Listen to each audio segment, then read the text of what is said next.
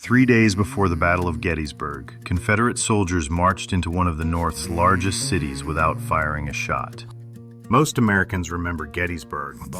Few realize that before the famous battle ever began, the Confederate Army occupied York, Pennsylvania, making it the largest northern city to fall under Confederate control during the Civil War. In late June 1863, General Robert E. Lee carried the war across the Mason-Dixon line into Pennsylvania. His army wasn't simply searching for a battlefield. They were looking for food, horses, supplies, and an opportunity to force the Union to defend its own soil. As Confederate Major General Jubal Early approached York on June 28, city officials faced an impossible decision. Their militia was too small to resist an experienced Confederate division. Rather than see the city destroyed, York surrendered. Soon, Confederate soldiers entered the streets. Instead of occupying the city for conquest, they demanded what Lee's army desperately needed: food, shoes, clothing, livestock, wagons, horses, and thousands of dollars in supplies. Local businesses and citizens scrambled to meet the demands while trying to prevent their homes from being burned. But another tragedy unfolded that is often forgotten. As Confederate forces moved through southern Pennsylvania, free black residents fled whenever possible. Those who were captured faced the horrifying possibility of being carried south into slavery, despite living in a free state. For many families, the Confederate invasion wasn't just a military campaign. It became a desperate race for survival.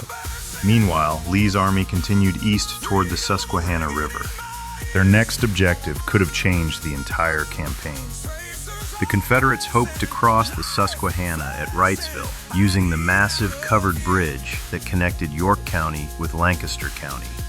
If they crossed successfully, Harrisburg, Lancaster, Philadelphia, and other important northern cities could suddenly be threatened. Union militia understood exactly what was at stake. As Confederate troops approached, they made a dramatic decision.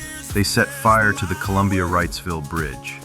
Flames consumed one of the longest covered bridges in the world, denying Lee's army its crossing.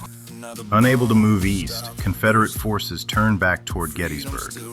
Only 3 days later, on July 1st, 1863, the armies collided in the battle that would become the turning point of the Civil War. Today, millions visit Gettysburg. Far fewer realize that the road to that battlefield passed directly through York, or that one of the Civil War's largest northern occupations unfolded beside the Susquehanna River, whose waters continue their journey south into the Chesapeake Bay. The story of Gettysburg didn't begin on Cemetery Ridge. It began with an invasion, a surrender, and a city that briefly found itself under Confederate control. If the water remembers it, we'll tell it. Subscribe to River Realm Life for more Chesapeake Bay watershed stories.